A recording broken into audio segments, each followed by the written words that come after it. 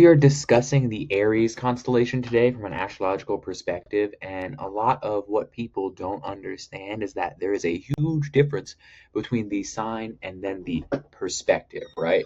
So when we talk about the Aries energy and we understand it from a constellation basis, this is the expression of the space that has moved through different houses over time. Now, what I mean by that in a very literal sense is that the Aries constellation is no longer in the space of Aries. It is moved on into the space of Taurus, right? So the whole difference of these 88 constellations is that they aren't in the space that normal degrees calculate off of, because the normal degrees aren't based off the constellations. They are based on the houses. They are based on the house spaces in the sky. 30-degree spaces in the sky that all of the constellations move through, right? So when we talk about a degree of Aries versus the Aries constellation, essentially this entire constellation has moved into the space of Taurus, specifically between 3 degrees and 30 minutes all the way through 25 degrees and 35 minutes of Taurus, right? So a lot of Tauruses have the energy of the Aries constellation within them. And we're going to get into the stars. This is an AI depiction of this, so these star locations aren't accurate. You know, whatchamacallit. Sheraton is technically the right eye, and Mesathrim is the left eye. But we will get into that, right? So now when we talk about an actual astrological interpretation of the Aries constellation, it is quite similar. If you guys want to read up on it, I'll link this webpage in the description that I created. But the essential astrological interpretation is quite similar to just the Aries sign in general, which is strong leadership, definitely willing to take risks, a need for spiritual initiation. But when we talk about spiritual initiation, this is just more or less the energy of Aries in general, which is the opportunity to just kind of do what you feel, right? Because from a earthly perspective, Aries came first, but from a spiritual perspective, Aries came last. And essentially what that means is, from a spiritual perspective, once you go through everything and you experience all these things, you have the pure ability to create without anyone else, really. There's nothing else holding you back. There's nothing else holding back your experience, right? So essentially, it's just, I want this. I feel this. And yeah, it appears like a baby, right? But that's your closest connection to your spiritual energy and your spiritual incarnation in life in general, right? So when we talk about these things and we actually experience the astrological interpretation of the Aries constellation, it's it's quite similar. Maybe back in the day it had some of these similarities because Ptolemy was living in the second century, so Mars and Mercury, Venus and Saturn may be different for different stars, but the combination that we're kind of dealing with today of the Aries energy is Mars and Saturn, which touches back on that energy that I was discussing, which is the pure ability to create, right? You just have all the skills, all the knowledge, all the drive to purely create. So, with that being said, the energy of this constellation is very interesting, right? Because now it's moved into the Tauresian space. So it expresses itself the same way. However, along its spiritual experiences and its experiments, it lives in that Taurus energy now. So it's channeled through it. So it has all these experiences, right? So it's a lot more stable. It's a lot more calm.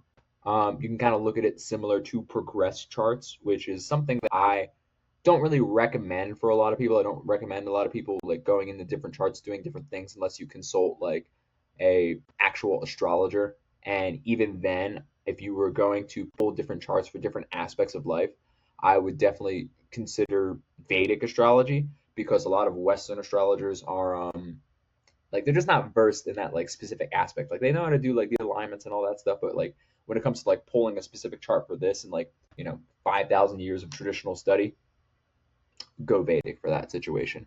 And you could argue that this is technically similar to Vedic, because Vedic essentially uses the sidereal system where it cherry picks the 12 zodiacal constellations and then uses the nakshatras and other lunar mansions to gather an interpretation under the form of deity to basically explain the same exact thing that the 88 constellations would tell you. But that's my personal gripe and why I do astrology this way. Anyways, talking about the Aries constellation, it has a lot of the same influences as the sign would tell you. However, it is just expressed in a different way. So it's like everybody has everything in the charts. It's just more or less focusing on what's highlighted. So when we talk about the influence of Aries, um, this kind of amplifies the Taurean anger. So it's just like once the bull locks its eyes on you, it's gonna get you. You know what I'm saying? Like that's the type of energy that we're dealing with the Aries constellation. So when it comes to its perspective, I guess you could say through modern astrology, a lot of the things have shifted.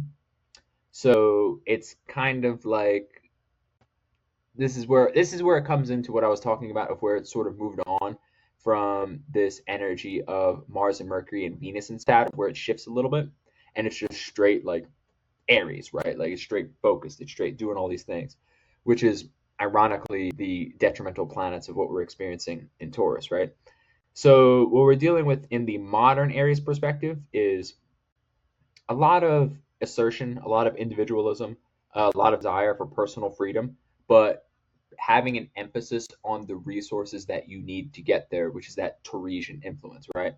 So what we're dealing with from that spiritual perspective that I mentioned is the creative impulsivity of where it's like you feel something, you experience something, you need to do it now. And of course, the wanderlust and movement. However, this may not be expressed the same way that people would imagine when they talk about the Sagittarian aspect, right? So when it comes to wanderlust and movement, it's more or less the desire to be pioneering and explore, right? So this carries a similar energy to what a lot of Aries ascendants experience, where they deeply care about being a leader or some type of pioneer in the space that they're in, right?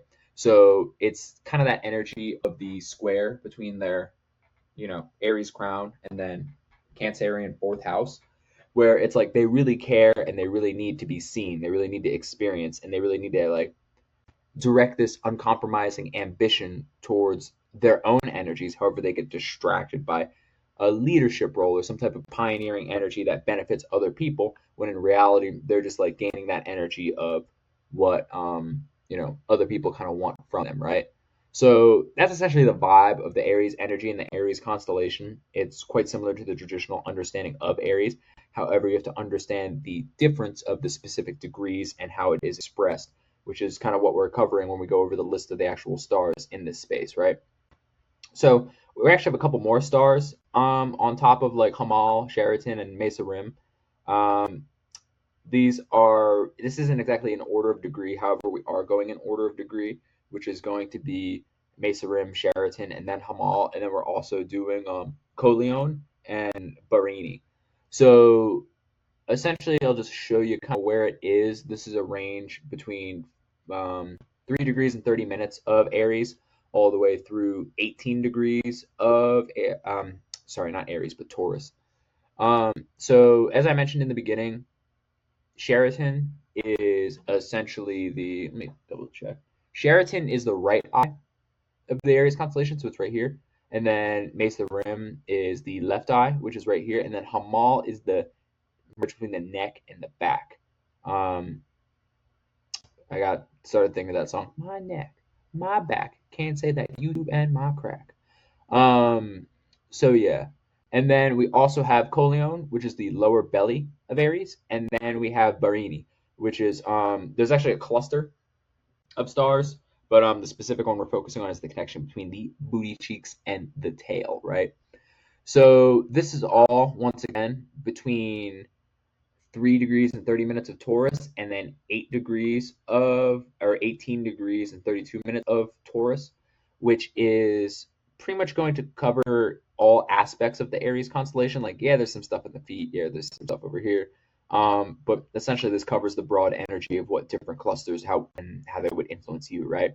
So that is the list of the stars. Now let's get into the actual specifics, right?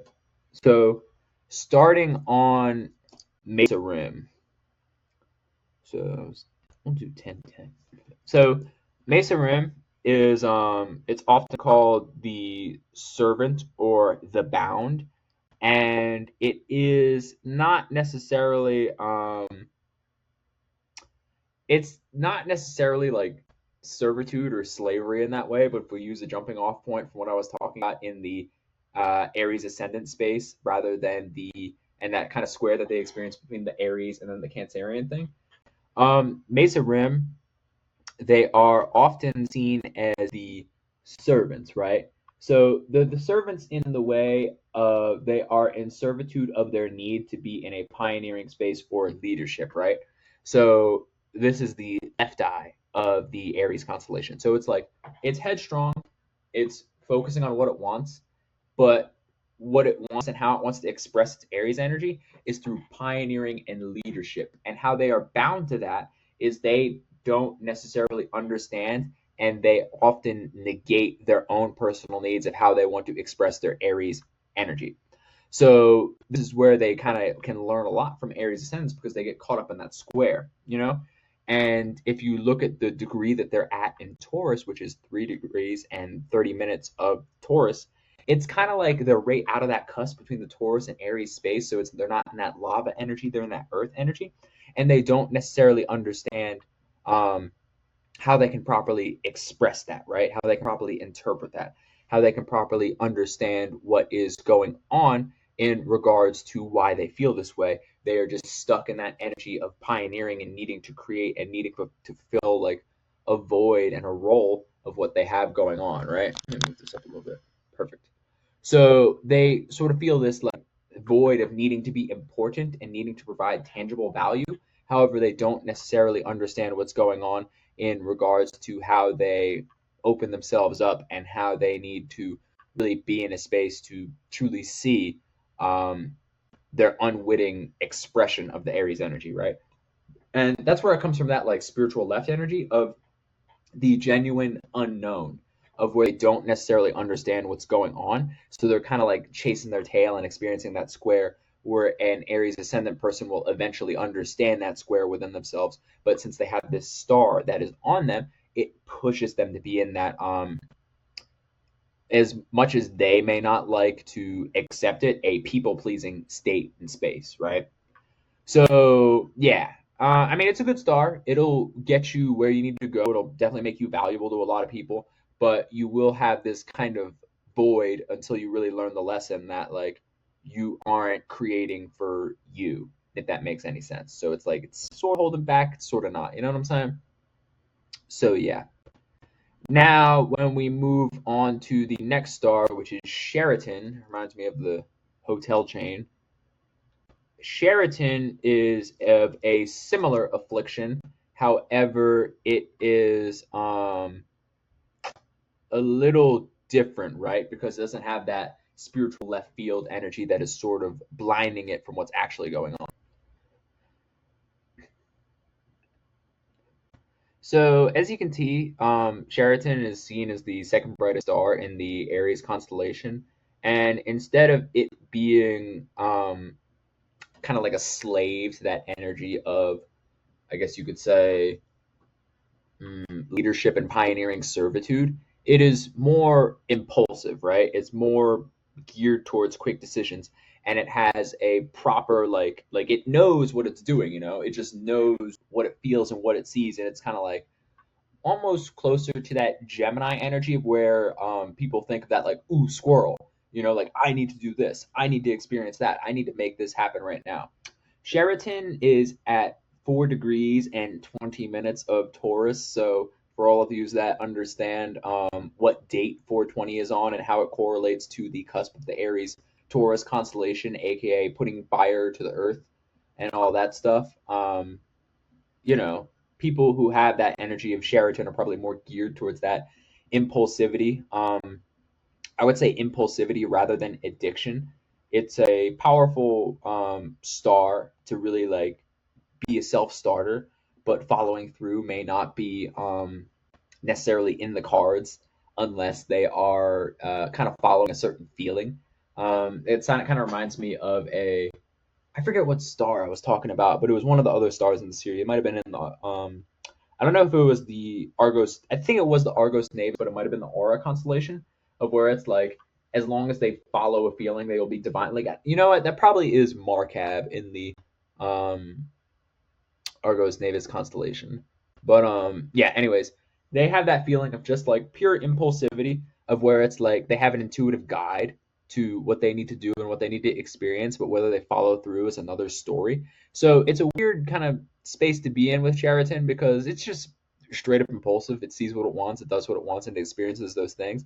And it's not necessarily a follow through type of person. It's a very quick decision type of person.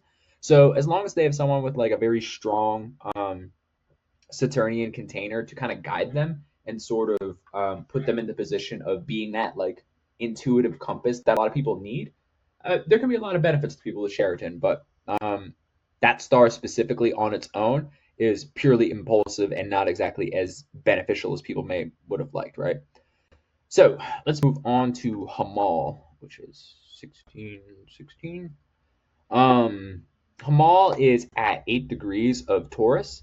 It is the brightest star, located on kind of like it was kind of like the what is it? It's like the where the neck meets the shoulders of the ram.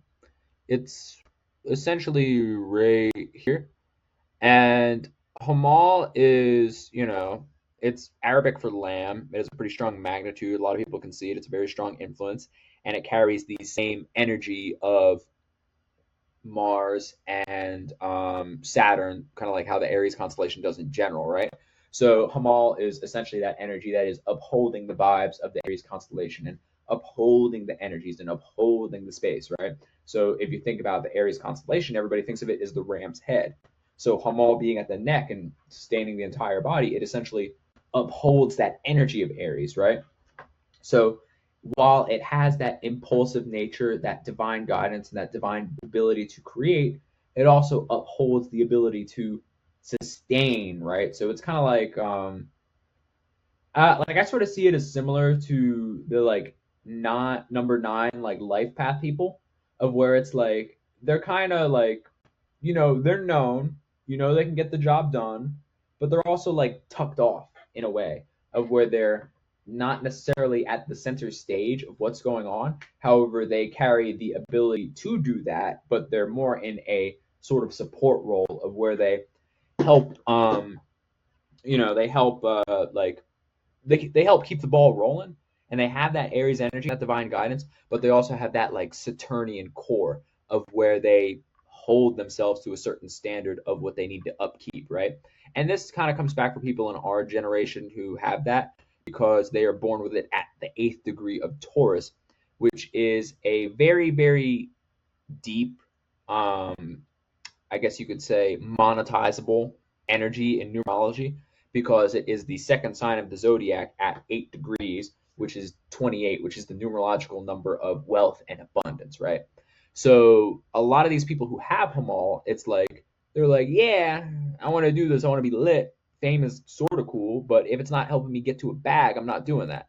And once again, this is a very like right here, right now interpretation of Hamal. However, it is not exactly the necessary experience that we are going for, right? So when we talk about that energy, Hamal is powerful. It will get you to where you need to go, but it won't exactly shine as bright as Mesathrim or Sheratan. Um, and that is specifically due to the Aries energy being in a certain guise or a certain perspective. However, it is not what's the word? It's not like it's kind of like a give and take of it's just like if you want to shine, you want to be that lit, that's cool, but you're not going to be able to sustain much. But with Hamal, it's like you have the option to, but you also recognize the structure, responsibilities, and just general maintenance that's necessary to get you from point A to B without burning out, which is something that is afflicted in a lot of these things. And when we talk about burnout, that kind of leaves us to the next star, which is Koleon. So Koleon, I don't have it written in here, but I probably will add it in. Koleon is the stomach of the Aries constellation. So it kind of deals with like what drives the Aries energy, what propels the Aries energy forward, and it is at 14 degrees and 40 minutes of Taurus, kind of like smack in the middle of that deacon. So when we talk about Koleon, one of the phrases that comes to mind is the lesson of keeping your fire in your own furnace, which is something that you can literally see that I learned on one of my podcasts with the Astro Shaman, which where we had a pretty deep conversation that gave me a lot of enlightening energies to the Aries understanding, right? And I feel as though that this star is a perfect example of that because it shows people.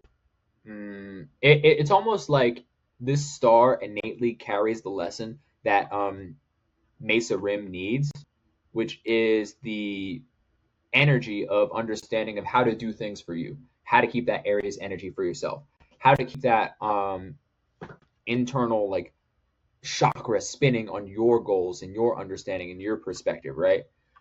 So it's a tough star to kind of learn as a child, because like it kind of hinders friendships that you think you want, but you know deep down that they don't align. So it's like you're not always working on things that other people want you to do. And it's sort of a self protection mechanism that will kind of take you on, I would say, a 20 to 25-year journey of understanding like how and why you were held back and felt as though that you missed out on certain social situations for the sake of protecting your own energy, right? So it's something that a lot of Geminis and Libras is like aspire to have, but it's sort of a like expected Tauresian experience, being that it's in the Taurus space. However, it guides people to experience like just a lesson of protecting your own energy and keeping everything focused on you, right? Which is inherently a spiritual superpower because it's like at the end of the day, um, like the highest energy of spirituality is to truly focus on self, which is an odd and almost difficult experience for some to accept because in today's age of damn near everyone being called out as like a covert narcissist at some point, it's almost like there's like a subtle TikTok trend to distract people from themselves, right? And it's often conflated due to the level of consumerism and me energy that we have going on, But hey, kill them with consumerism. That's how it's going. But like I said, Koleon is a powerful star because it does carry all of the Aries energy. And instead of having the restriction that Hamal has, which is Saturnian and meant to like uphold and sustain a project, Koleon has the different shift of keeping its own energy for itself and focusing in on focusing in on what it needs to maintain its own energy, its own peace, and its own prosperity within self, right? So it's a unique star and it's beneficial in the end, but it is like a lot of the lessons that it teaches you is very not enjoyable for just like what the modern youthful experience kind of is nowadays, right? So without further ado, let's move on to Bharani. So Bharani is at 18 degrees and what is it? 32 minutes of Taurus. And I started at 45. Bharani is right about here. It has a cluster of two other stars. I think it's like Bharani 1, Bharani 2, which is like here and here, and then the actual Bharani star with an H like on the cusp of the booty cheeks and the tail. So this star is like kind of odd because it's like while it has that Aries energy, it like doesn't like fame. It doesn't like any of that. It likes to experience the Aryan like rush, that Aries like that fire and all that energy. But it's like ironically it kind of stinks because it isn't about the ego. It isn't about like projection. It isn't about like bursting a flame for people to see your light, right? So it's kind of like this weird give and take and ebb and flow of energy that people don't exactly understand because it's like it's quite impulsive, it's quite provocative, but it doesn't necessarily like the shine and it doesn't necessarily like to people that even know about what's going on, right? So it's kind of like a catch 22 of like I'm this excited, I'm this expressive. However, I am not excited about people knowing what I got going on, right? So it's a very odd star to interpret experience because it has that catch-22 similar to Mesathrim of where it's like, I want this aspect of the Aries energy and I want this aspect of impulsiveness and creativity, but I don't want it to cost me my peace. I don't want it to cost me my sovereignty that I prefer to experience through solitude in some way, shape, or form, right? Because it's kind of away from a lot of stars, it's kind of away from a lot of those experiences, and it's not necessarily open to sharing that with people, if that makes any sense. So to sum it up for these people who have this star, which is once again at today's current. Remember, the fixed stars move 1 degree every 72 years.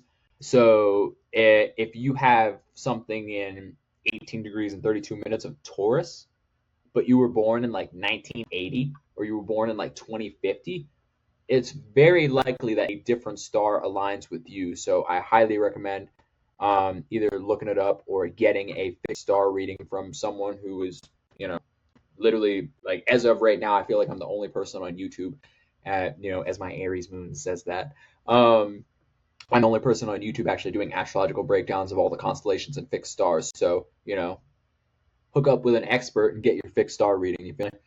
But anyways, Rainy, it has this weird, like, I want everything, but I can't have everything type of energy, which is a very common Aryan experience of, like, and no, not the white power Aryan, but the Aries like energy of where it's just like, I want things the way I want them, and life is just kind of like, no, like, it's not how it works. You can't just have everything you want, right?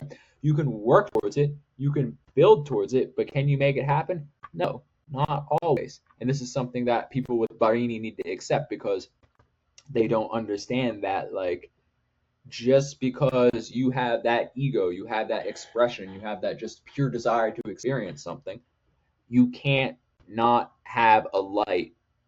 I mean, like, you can't have a light and not let it shine, which is like the main thing that these people experience, and they're like, ugh, get over it.